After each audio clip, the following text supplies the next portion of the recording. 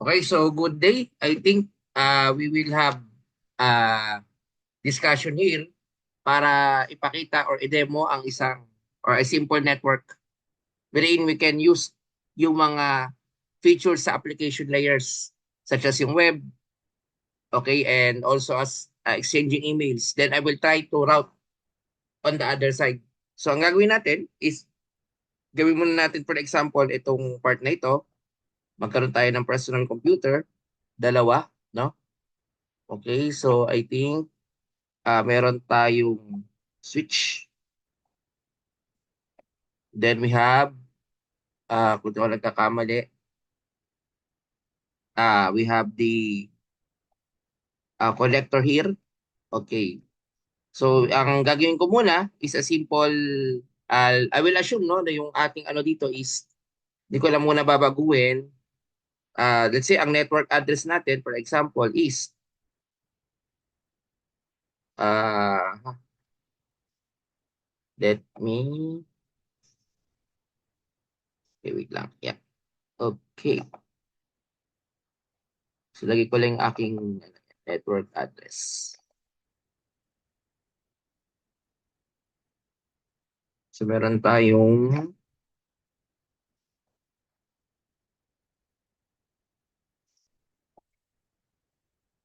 okay, so the network address here, for example, is 192.168.1.0/24. So that is the network. So ibig sabihin, kapag ganyan, it only means that I can use 254 users, di ba? So dito, dalawa lang muna. Let's say, I will act this as a static. Kasi mamaya, meron ako ipapakita na ka-dynamic. Static 1 and static 2. Okay, so ngayon, lagyan ko ito ng IP address. Let's say that 1.10. Okay, lalagyan ko lang ng gateway, no? Para mamaya, naka-ready na ako for routing. Okay, so ito naman is we will try to connect that 20 na, no? Pero dito, 192.168.1.1. Okay. So ngayon, meron na tayong IP address. We are sure that are connected. So gagawin na natin is we will try to start na doon sa web server. For example, in the web server, I can use uh, let's say this is the www.education.com. Okay, yun ang aking web server. Okay, so that is wait lang yan. www. That is www.education.com or .edu rather. Okay, let's say yan yung aking ano, ang aking web server. Ngayon, ang unang-unang gagawin natin ay ito yung HTTP server natin. So I will try to write muna yung ating o yung pinaka ilalagay ko muna sa network static. So that 30 for example, no?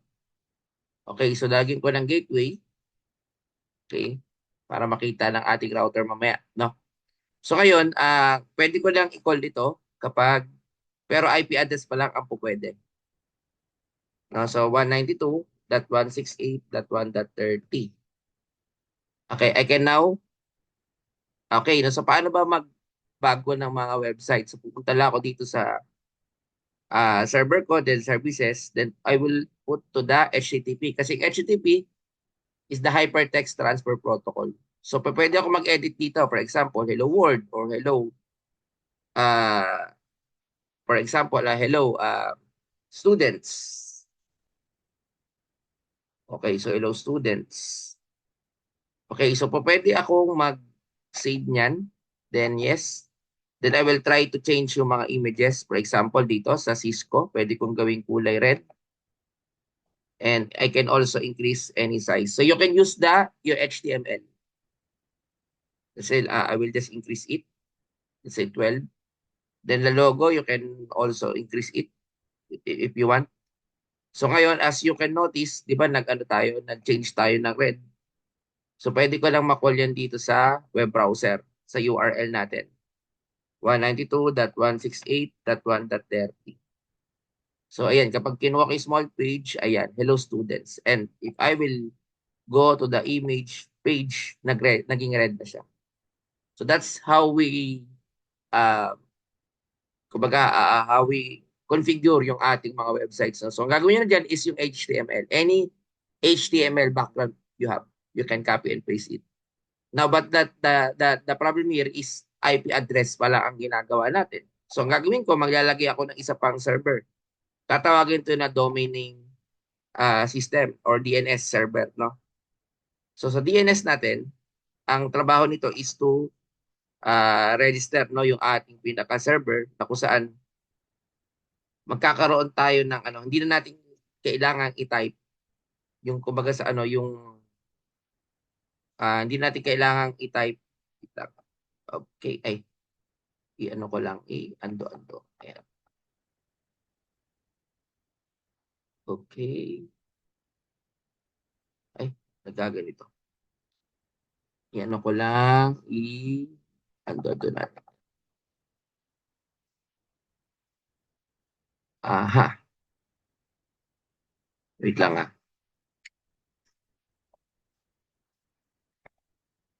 Naghang ang aking network.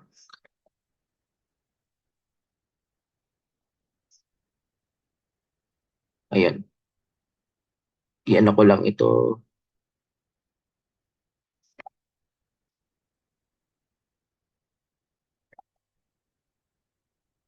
Ay, that is, ay, i-ano ko lang, i-back ko lang ito. Karoon ng problema dito sa part na ito.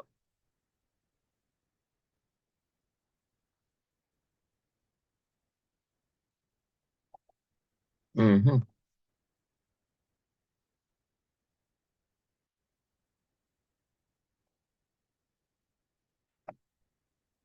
Delete na natin itong mga ito yan. Okay, nagkaroon lang ng problema. Exit ko lang ito. Yan. Parang may napindot ako ata ako dito. Anyway, so continue lang natin. Okay, so ngayon, by clicking, no, another server here. Ayan. I-connect lang natin dito.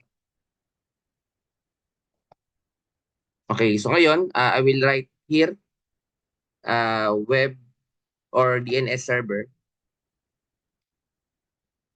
So in my DNS,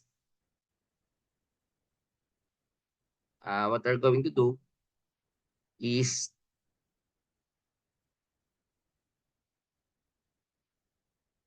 okay, DNS server. So dito makapansin natin na nalagyan na natin. Pero ang problema, kinakailangan natin lagyan to ng IP. So again, para hindi tayo malito, nilagyan ko to ng IP address 192.168.1.10/24. Okay, static yan. Then ito naman is 192.168.1.20/24. Then ito naman is 192.168.1.30/24. No, ito no. So, sa DNS, pwede kong ilagay dito is simply 192.168.1.40/24. So, take note, no? Since gagamitin natin ay static, so ilalagay ko dito yung aking DNS. No? Punta ako dito sa, sa kanilang DNS. So, make sure meron tayo nito. .1, .40. No? Kasi yun yung ginamit ko na DNS server. No? So, ganoon din dito sa aking part na ito. 192.168.1.40. So, ayun, ang gagawin ko ulit is lagay natin ng IP, syempre.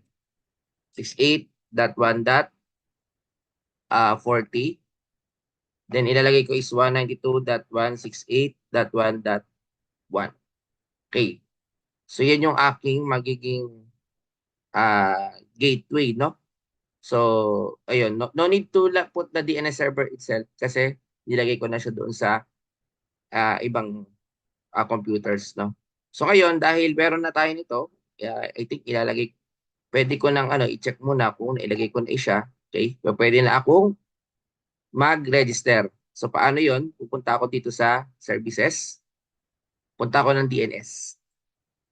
So pwede kong i-off yung HTTP kasi para hindi ko ma-call ito. Mhm. Pati yung sa email. Para focus lang tayo sa DNS. Okay, so dito tayo sa DNS. So i-on ko yung service. Ilalagay ko yung www.education.edu kasi nire-register natin to, no? Okay. So ilalagay ko lang yung address nung mismong web server. .30 ang ilalagay ko. I will put add. So ngayon meron na akong nakalagay dito.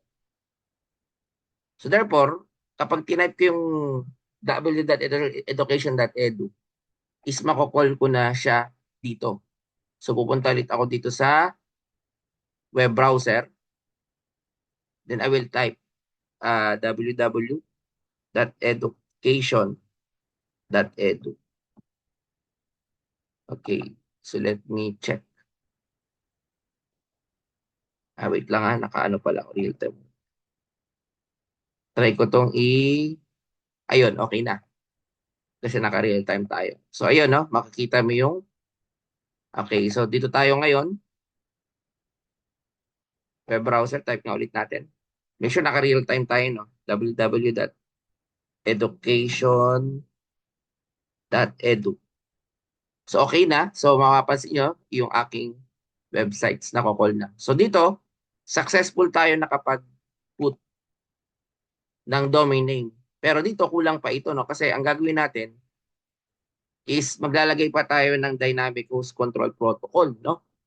Or kung gusto pa magdagdag ng website po, pwede rin. But make sure i-register natin. Siguro, pakita ko lang para alam nyo yung ibig sabihin. No? So, ba, maglagay ako ng another web server. Pero this time, ito ay web server ng,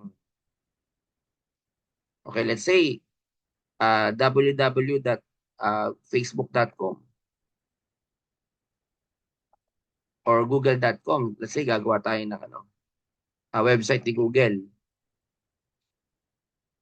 na ito ay, for example, yan lang naman, no? Ayan. So, lalagyan ko ito ng address. Okay. So, example lang naman yan. Tapos, ilalagay ko yung, kasi alam naman natin, ito yung address ito.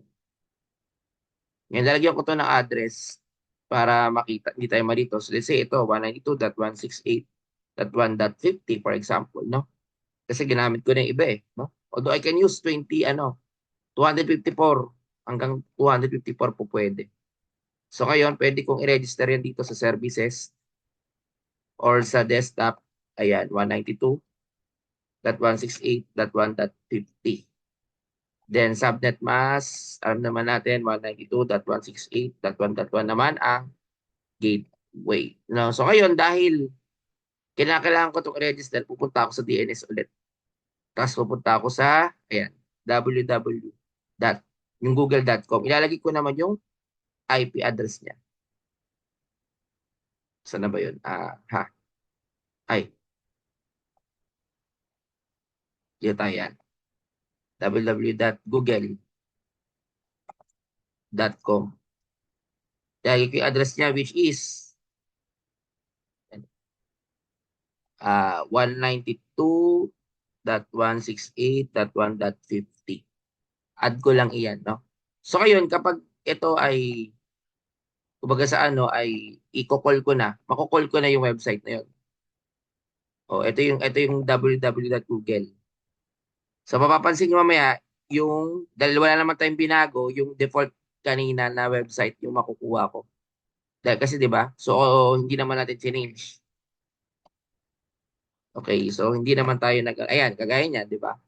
Kapag bumalik ako dito, ayan, hello world. Tapos Sa image page, ito yung original niya eh, di ba?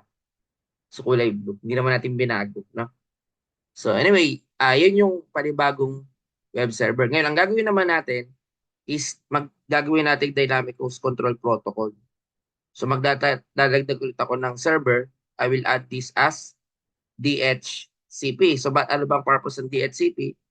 Is to make automatic configuration.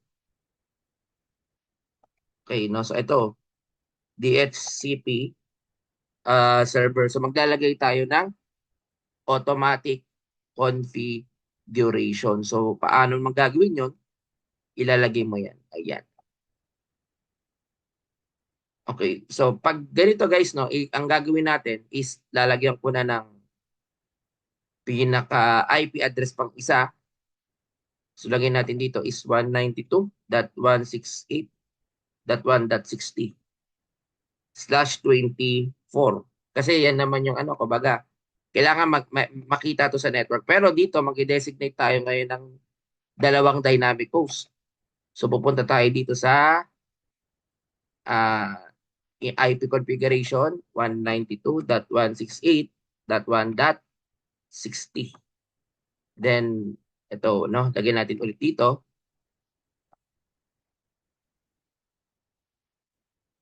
Okay, 192.168.1.1.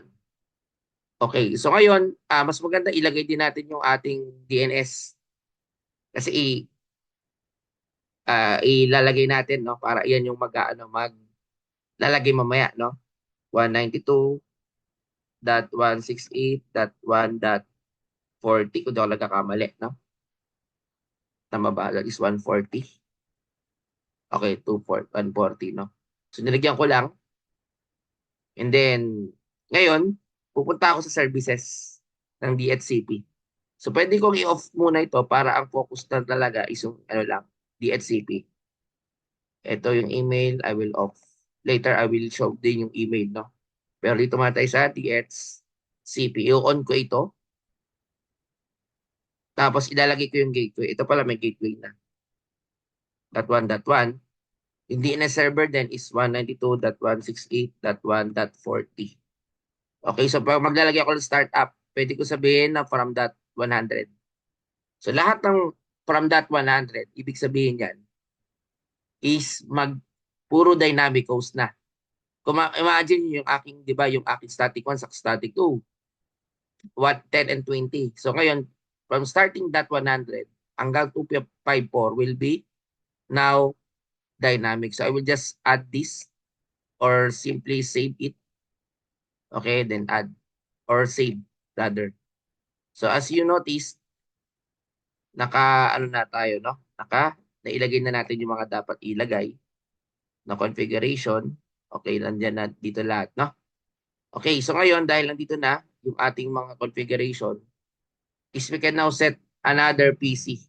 Pero ngayon, ang gagawin na lang natin, is set natin ito as dynamic 1. Okay, and dynamic 2. Sabihin ng dynamic na to, hindi mo sila kailangan lagyan ng IP address manually. Hayaan mo na yung server mag-generate automatic. So, ikakabit mo na lang siya sa network. Tapos, iset lang natin siya to dynamic. So, hintay lang natin mag-green bago tayo para at least tuloy-tuloy na. No? So, anyway, ito yung buong DHCP. No? Ito, ipangalan ko lang as dynamic 2. Okay, so ayan. Let's check, no? So, pwede na natin siguro itingnan. Pero usually, di ba, wala tayong IP. Ang gagawin mo lang is set mo lang itong DHCP. So, mag-request ng IP address. Ayan, successful na. So, that 100. So, ibig sabihin, ganoon din ang gagawin mo dito. Desktop as DHCP. So, automatic ka na. Kaya kung i-call natin yung website, let's say, kahit anong website dito, no, yung Google man o yung isa, yung education, makakall na natin. Ang gagawin lang natin, punta lang ako web browser, www. education.edu. Okay, so makikita ko yung education. Ito yung kulay red ang image. Yung may EN, yung image ng Cisco. At yung may hello student. So yan. So ayan yung ano, kumbaga sa ano, nako-call na natin. Ganon din dito, no? Mako-call mo na siya. O pwede natin i-call yung halimbawa, ito sa web browser. O www dot, let's say, google.com. Okay, nasa na ba yun? Ayan.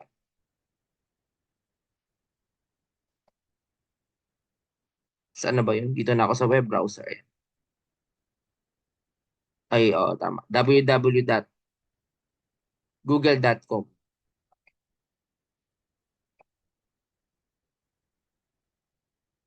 So, yan, di ba? So, ito na yung ano, kumbaga sa ano, ito yung may hello world, yung normal lang. So, makikita yung na-access natin parehas, no? You can check it also, google.com din.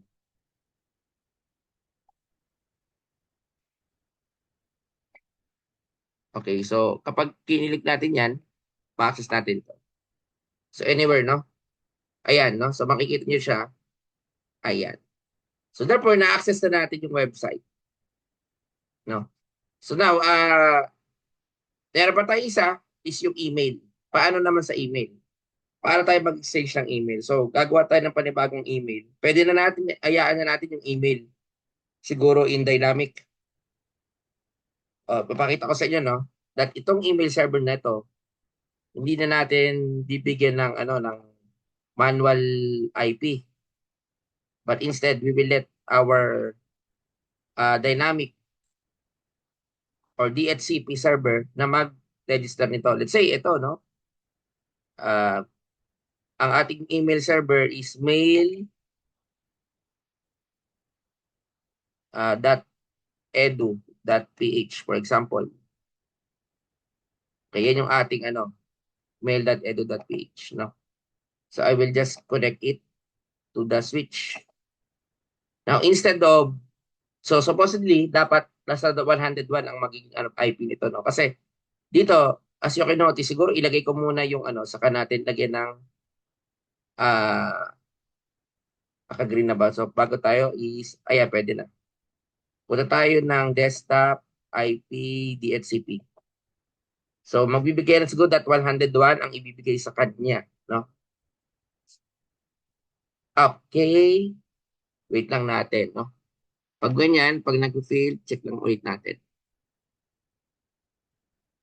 Ayan, okay na. So that 102 ang binigay sa kanya, no? Ibig sabihin, ma-access niya na rin, no? Same gateway. Pero ang focus natin dito is pupunta tayo ngayon ng email. Ito, i-off lang natin to kasi email tayo eh. Focus. Okay, pati itong DNS and email. Okay, so SMTP tayo, no? Okay, so ngayon halimbawa, ilalagay ko dito, magiging domain name natin is mail.edu.ph.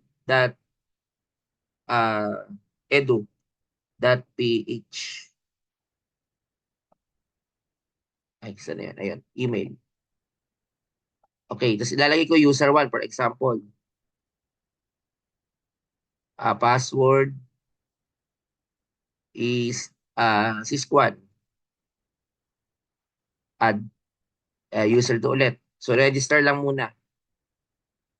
Cisco 2. O apat yan. So apat yung gagawin natin. No? User 3, Cisco 3. Yung mga ano mo, in common, no? Then user 4. Then password. Ay, ano pala, Cisco 4. Okay, so yan yung mga ano natin, no? Okay, so now, nakaset na siya, as you can notice. Ngayon, pwede na natin itong ilagay ng ano, kumbaga sa pupunta ka ng desktop sa computer kasi nakaregister na ito eh. Punta ka dito as user 1 itong static 1. Punta ka sa email. Then ilagay lang natin no, user 1. Lalagyan natin ito user 1 at mail.edu.ph. edu.ph. Okay. Wait lang ha. Yan, lagyan natin ng H. So, nalagay ko ngayon yung IP address ito. Titingnan ko kung saan ba yung IP ng aking email.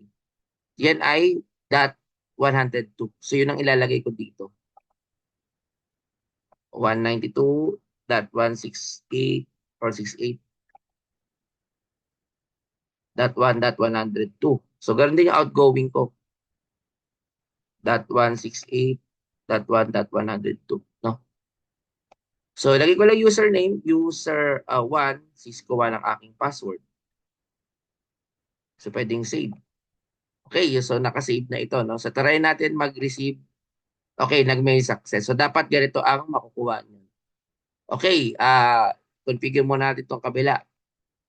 At let's say static 2 will be my user 2. Okay, so pupunta ako ng user 2. User 2. User 2 at mail.edu.ph. Okay, so iisa lang naman ang web server natin. Isa lang naman ang IP address. .1.102. Then 192.168.1.102. Then I will try as user 2, then user 3. Cisco 3. Cisco 2 pala, rather. Wait ko ulit. Cisco 2. Copy ko na lang ito para mamaya ay copy and paste na lang ako. So, save ko lang ito. Okay, so re-receive ko. Okay, success, no? Ngayon sa Dynamic 3, ito yung naman yung magiging user 3. Punta ulit ako ng email. Okay, so ilagay lang natin dito yung email address. Pero papalitan ko to as user 3. Then ito naman is user 3. Then again, simula lang naman. 102. 68.1.102. So user 3 ito. And then password is Cisco 3. Save. So let's receive. So dapat may success. Ibig sabihin okay yung configuration. And finally, itong last na ito, no, yung ating email, ilagay lang natin. Pero this time, ito yung user 4. Then ito naman yung user 4. Incoming mail. Ano ba yung incoming mail natin? 192.168.1.102.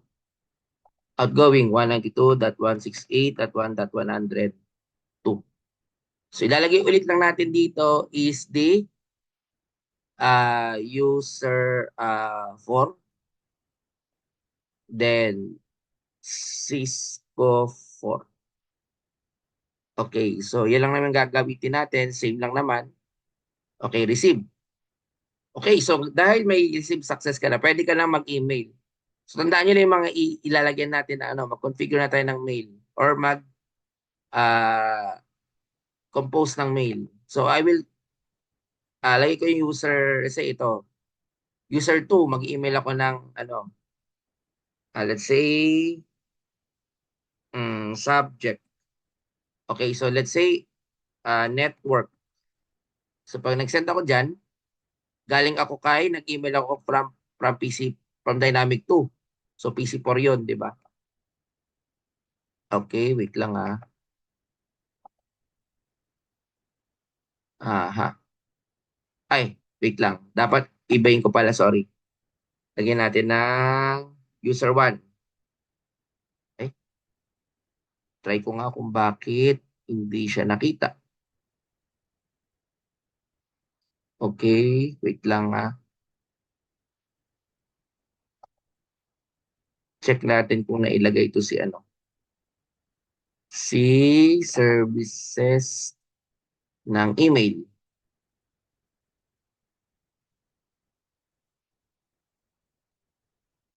Okay, so tama naman, no? Naka-user mail naman.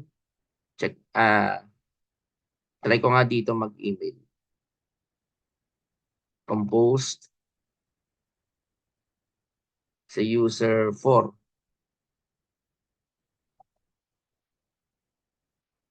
Ayan, yan, subject, network. Ay, mhm. Tama ba yung aking server? Okay, that 102. Tama naman. No? Okay, pag nag-receive, okay, kapag so yung pag-send ang problema, wait lang, troubleshoot natin. So mail dot, lagyan natin ang iset natin, no? Dot edu dot ph. Ayan.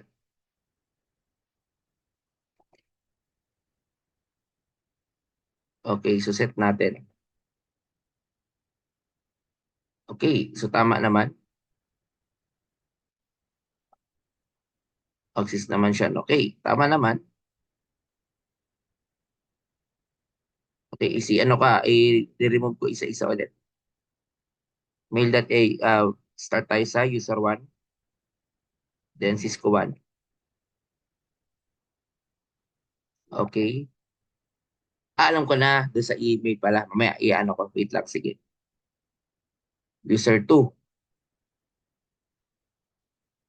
Cisco 2. Okay, wait lang ah. Okay. User 3, Cisco 3. Then user 4, wait lang. Uh, Cisco 4. Okay, so nakaganito. Ngayon yung ano, yung services ng email nito. Wait lang, dapat naka-on. Check tayo doon sa ano, sa ano nito, sa what do you call this? Sa services ng email, 'di ba? So dito tayo sa ano, compose, receive. Okay, then check ko muna yung aking pinaka email. Okay. So yung ating email is 102. 1.102. So check natin kung tama yung ating configuration. Okay, so tama naman. Okay, Cisco 1. Okay, no? Okay, so Cisco 1. So try natin si ano, Cisco 2. Okay, so tama naman. So try ko na mag-compose.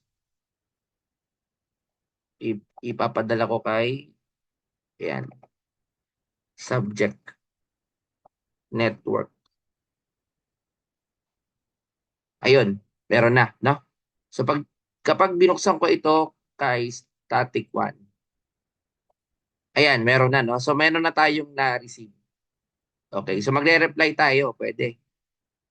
Pwede tayong mag-reply dyan na, let's say, reply ko dyan is, please take your exam. Okay, yun yung aking ano, isa-send. So now, as pagbubuksan ko ito, i-receive ko ito. Okay, so makikita ko yung please take your exam. Okay? So ngayon sa dynamic naman, i-configure naman natin, ito ay magiging, let's say, dito muna tayo sa dynamic 1, configure 1, user 3, tama naman, okay. Iulitin lang natin tong pagkakatype. Ayan, save, receive. Okay, then I will try to compose. Then I will try to send network. Okay, subject. Okay, so pwede na. Ayun, no? So ngayon, kapag binuksan ko itong, I think yung sinendan ko is si static 2, no? So pag nag-receive ako sa kanya, makaka-receive ako ng network. O, iba, galing naman kay user 3. So makakapag-reply naman tayo doon. So pwede ako mag-reply ng ano or reply ng, oh, ito, no? Itong part na ito. Reply natin. Or something like, oh, or dito na lang yan. Let's say, yan, y. Oh, send. So pag check mo ito, taka sa mail, receive.